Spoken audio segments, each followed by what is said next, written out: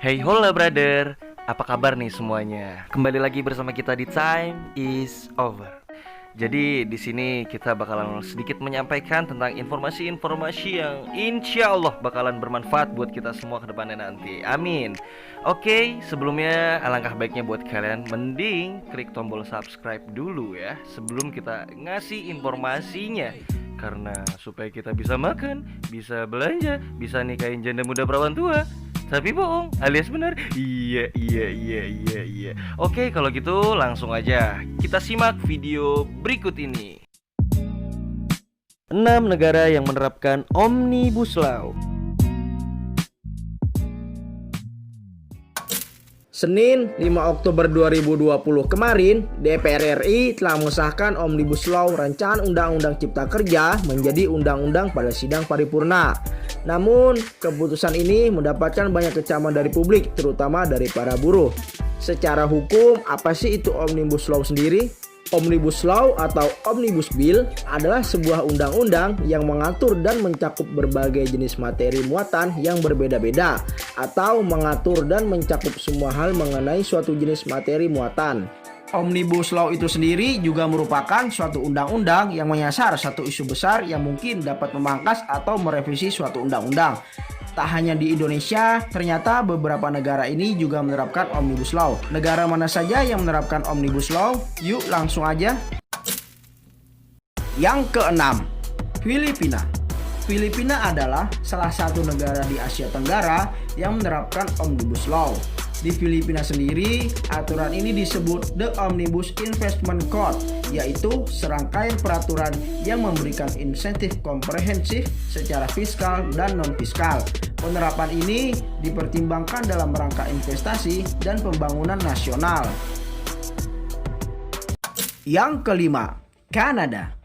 Negara yang terletak di bagian utara benua Amerika ini memilih untuk menerapkan Omnibus Law untuk mengimplementasikan perjanjian perdagangan internasional. Hingga akhirnya Kanada memodifikasi 23 undang-undang lama untuk bisa mengikuti aturan yang sudah dibuat oleh World Trade Organization. Yang keempat, Turki. Turun ke kiri. Waduh, udah kayak angkot. Negara yang dipimpin oleh Presiden Erdogan ini dalam mengamandemenkan peraturan pajaknya, Turki juga menerapkan Omnibus Law.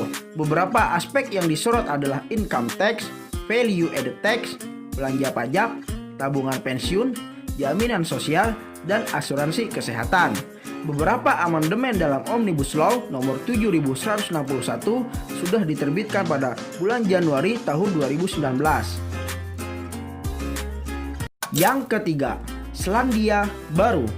Selandia Baru juga menerapkan Omnibus Law untuk mengamandemenkan peraturan pajaknya yang tertuang dalam Taxation Act tahun 2019. Penerapan Omnibus Law di Selandia Baru diharapkan mampu meningkatkan pengaturan pajak yang berlaku dalam kerangka yang luas dan bertarif rendah untuk mendorong kepatuhan wajib pajak. Yang kedua, Vietnam. Vietnam yang juga selaku negara penganut civil law ini juga punya Omnibus Law yang sudah diterbitkan. Beberapa aspek yang disorot adalah Law on Excise Tax, Law amending and supplementing a number of articles of the Law on Value Added Tax, and the Law on Tax Administration. Yang pertama, Indonesia.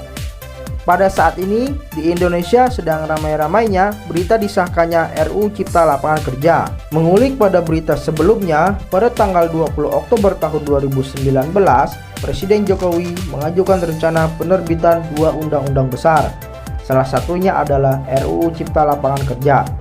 Setelah mosi Omnibus Law muncul di permukaan, sebagian masyarakat menganggap RUU ini problematik.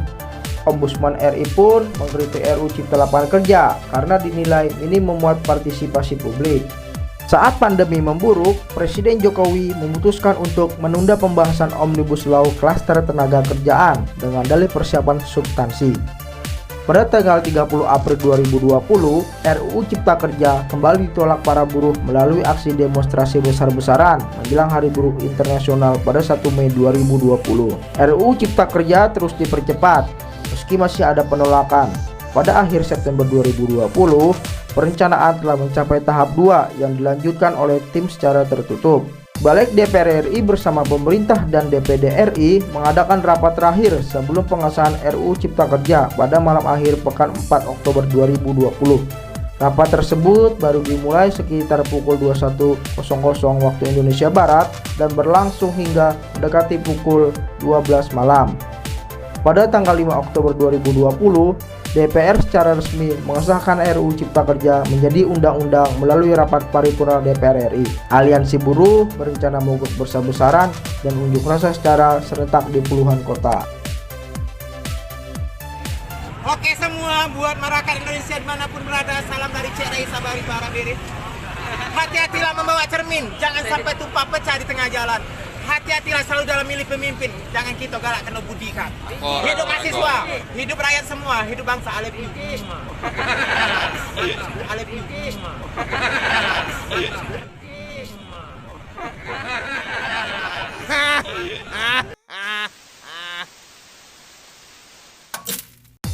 Oke, terima kasih banyak buat kalian yang udah mau nonton video ini dari awal sampai akhir. Jangan lupa klik tombol subscribe dan lonceng notifikasinya ya, agar channel ini bisa cepat berkembang, dimonetize oleh YouTube, biar kita dapat AdSense, biar kita bisa keliling dunia dan menciptakan lapangan-lapangan pekerjaan untuk para supir bajai.